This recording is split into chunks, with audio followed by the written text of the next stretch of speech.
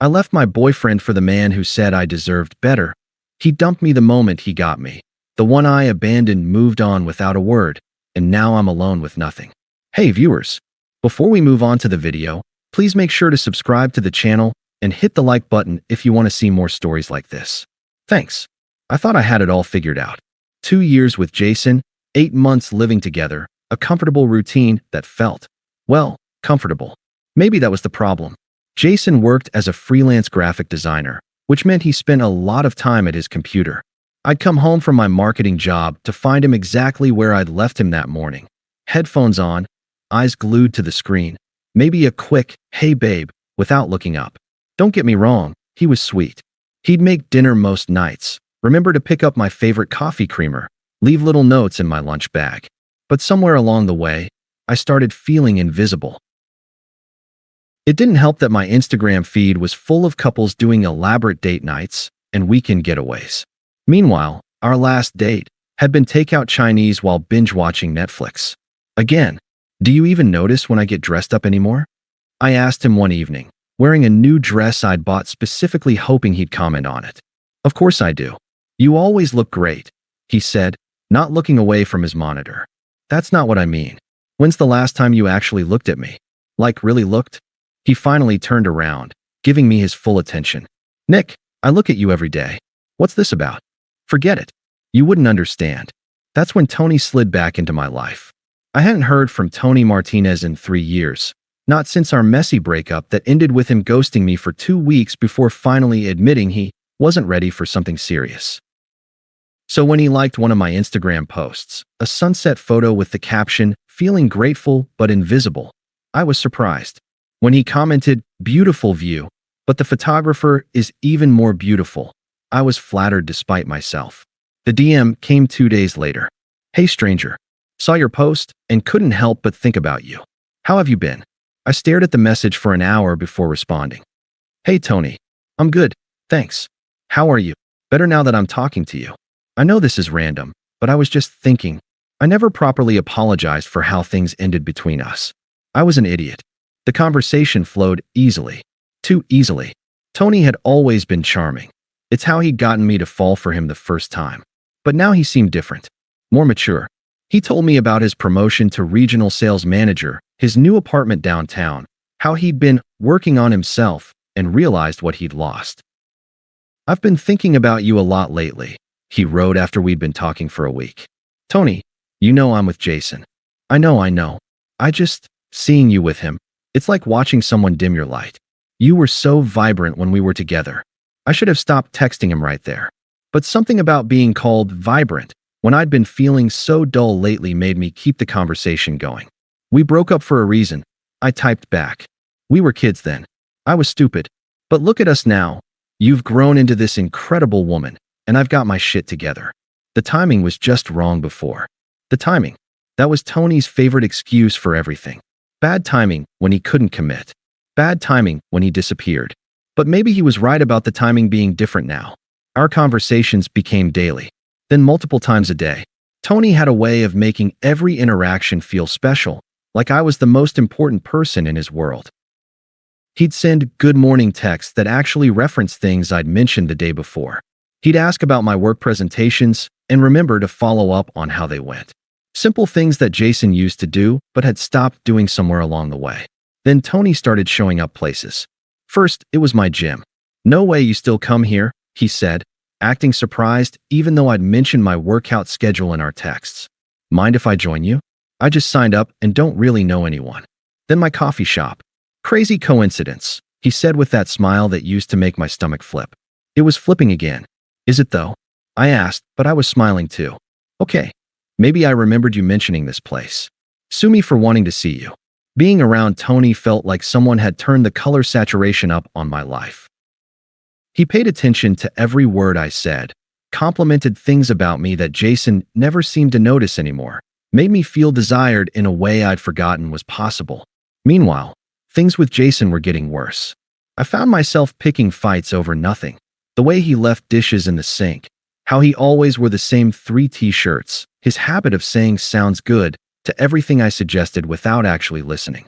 I was becoming someone I didn't recognize, someone critical and dissatisfied, but I couldn't stop myself. I think we need to take a break, I told Jason on a Thursday night in October. The words came out before I'd really decided to say them. He looked up from his laptop, confusion written all over his face. A break? Where is this coming from? I feel like we're roommates, not partners. Like you don't even see me anymore. That's not true. I love you, Nick. But are you in love with me? When's the last time you felt excited to see me? He was quiet for a long moment, and I could see him really thinking about it. Every day? Maybe I don't show it the way you want, but that's the problem. I need someone who wants to show it.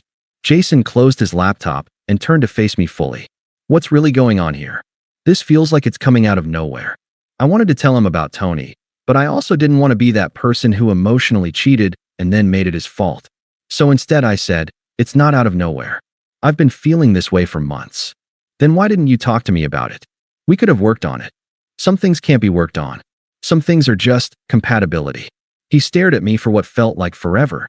Then he nodded slowly. Okay, if that's what you want. It is. Do you want me to stay somewhere else tonight?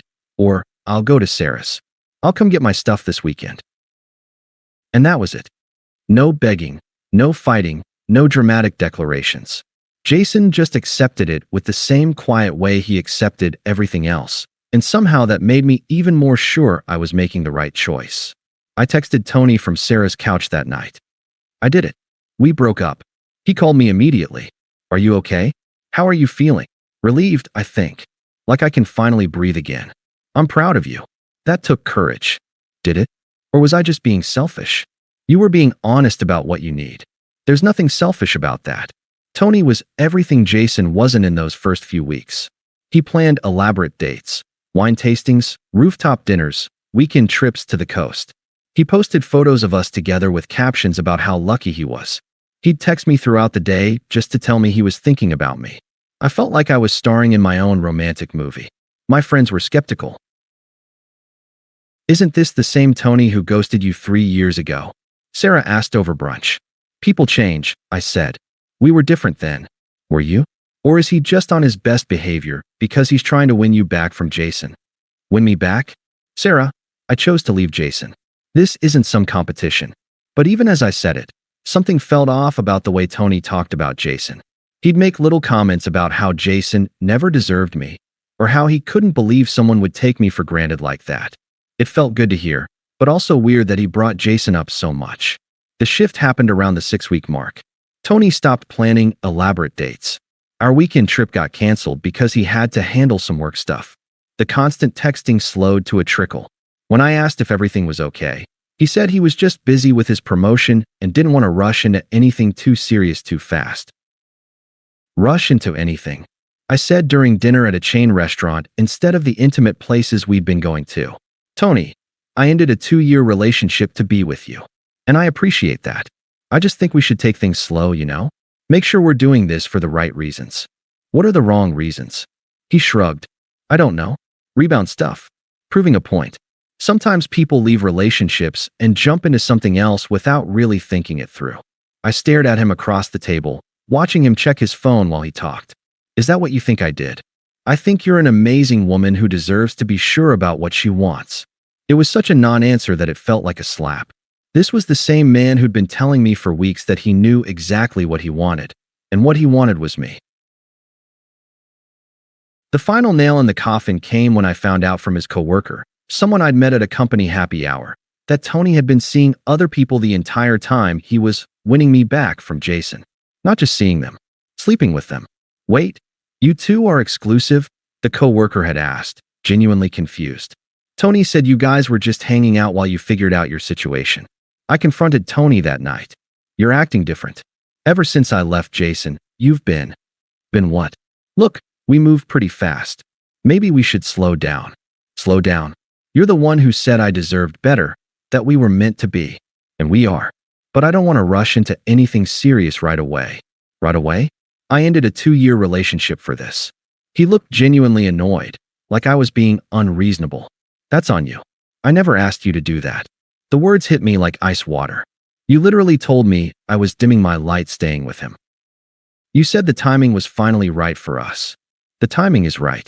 But that doesn't mean we have to jump straight into living together and playing house.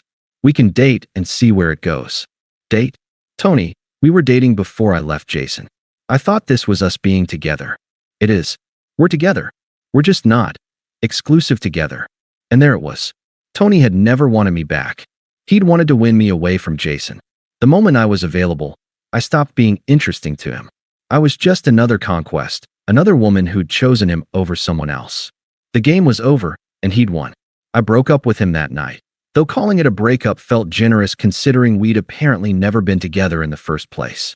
That's when the regret hit, like a truck. I'd given up 2 years with someone who actually loved me for 6 weeks with someone who'd seen me as a challenge. Jason had never made me feel like a prize to be won because he'd never seen me as something he didn't already have. I was just his. In the best way. I started small. A text. Hey, how are you doing? No response. A few days later. I know I don't have the right to ask, but can we talk? Nothing. I called. It went straight to voicemail. I didn't leave a message because what was I supposed to say? Hi. It's the person who destroyed your trust for someone who never actually wanted her back. 2 weeks of silence made me desperate enough to show up at his apartment. The apartment that used to be our apartment. Jason answered the door looking different. He'd gotten a haircut, was wearing clothes I'd never seen before, and had this calm energy that I didn't recognize. He looked good. Really good. Nicole. Not Nick. Nicole. Hi. Can I come in? He hesitated for a long moment, then stepped aside. The apartment looked different too. He'd rearranged the furniture, put up new artwork, bought plants. It looked like a place where someone actually lived, not just existed. You look good, I said. Thanks. What do you need? Straight to the point. No small talk. No asking how I was doing. I deserved that, but it still stung. Jason, please. I made a mistake. A huge mistake. I know you did. Then why won't you even consider giving us another chance? He sat down on the couch, the same couch where we'd watched all those Netflix shows. But somehow it felt like a completely different piece of furniture now. Because I deserve someone who chooses me the first time. People make mistakes. Don't you believe in second chances? I believe in them for people who made an honest mistake. You made a choice. You chose someone else over what we had. He played me. He never actually wanted me. Jason's expression didn't change. And I did. But that doesn't matter anymore. Of course it matters. We were together for 2 years. We lived together. We talked about getting married. We talked about a lot of things. But when it came down to it, you didn't want the life we were building. You wanted something else. I wanted to feel special again. You were special to me. You just didn't believe it. The past tense hit me harder than any anger could have. He wasn't mad at me. He was just done with me. I believe it now. Now that someone else proved you wrong about what you wanted, you believe it. That's not the same thing. I started crying then, which I hadn't planned to do. Jason, I love you. I never stopped loving you. I love you too, he said quietly. But I don't trust you anymore. And I can't build a life with someone I don't trust. Trust can be rebuilt. Not by me. Not with you. It was the most final thing anyone had ever said to me. No anger, no cruelty, just a simple statement of fact. So that's it. 2 years means nothing. 2 years means everything. It means I know exactly who you are when someone offers you something shinier. It means I know you'll always wonder if there's someone better out there. It means I know that when things get comfortable, you'll get restless. That's not fair. It's not about fair. It's about compatible. And we're not. I used the same word I'd used to break up with him. He didn't miss the irony. I tried everything over the next few months. I sent long emails explaining what happened, how Tony manipulated me, how I realized what I'd lost. I had Sarah and our mutual friends reach out to him. I showed up at places I knew he'd be. Jason was polite, but distant with everyone. He didn't badmouth me or tell people not to talk to me. He just moved on. He started dating someone new after 4 months. A photographer named Emma who actually laughed at his jokes and seemed genuinely interested in his work. I found out through Instagram, of course. The worst part was seeing how happy he looked. Not fake happy, not rebound happy, but genuinely content in a way he'd never looked with me. Even in our best moments, Jason had always seemed like he was waiting for the other shoe to drop. With Emma, he looked relaxed, secure. I realized that's what I'd taken from him, his security. His ability to trust that the person he loved wouldn't just decide one day that he wasn't enough. The last time I saw Jason was at our mutual friend's wedding 6 months later. He was there with Emma, and they looked like they belonged together in a way that made my chest ache. When he introduced her to people, he had this pride in his voice that I'd never heard when he introduced me. "Nicole," he said when we inevitably ran into each other at the bar. "Hi, Jason. Emma, right? I'm Nicole." Emma smiled warmly and shook my hand. She was prettier than me, but not in an intimidating way. Just naturally beautiful. Effortless. "Oh, you're Nicole. Jason's told me about you." I looked at Jason, curious what he'd said. "Just that we used to date," he said simply. "Used to date. 2 years, 8 months of living together, talks of marriage, reduced to used to date." "Well, you two look really happy," I said, because what else was there to say? "We are," Emma said, and the way she looked at Jason when she said it made something twist in my stomach. "That's great. I'm really glad you found each other." Jason nodded. "Thanks. I hope you're doing well." And that was it. He walked away with Emma, back to their table full of friends I didn't recognize. A whole new life that I wasn't part of and never would be. I left the reception early and drove home thinking about what Tony had said to me all those months ago. "You deserve better than him." He was wrong. Jason deserved better than me. And he found it. The irony wasn't lost on me that I'd left someone who loved me unconditionally for someone who'd never loved me at all. I'd wanted to feel chosen, special, fought for. But the person who'd actually chosen me, who'd seen me as special every single day, who would have fought for me if I'd given him the chance, I'd thrown that away for someone who just wanted to win a game I didn't even know we were playing. Tony got what he wanted. He proved he could take me away from Jason. And then he discarded me just like I'd discarded Jason. Except Jason had never done anything to deserve it. I learned something about myself that I didn't like. I was the kind of person who didn't value what she had until it was gone. The kind of person who confused drama with passion, who thought love had to be earned and re-earned instead of simply given and received. Jason knew who he was and what he wanted. He wanted a partner, not a prize. Someone to build a life with, not someone to chase. I hadn't been ready for that kind of love when I had it. And by the time I was ready, it was gone. Now I'm nobody's first choice. Tony moved on to his next conquest within a month of dumping me.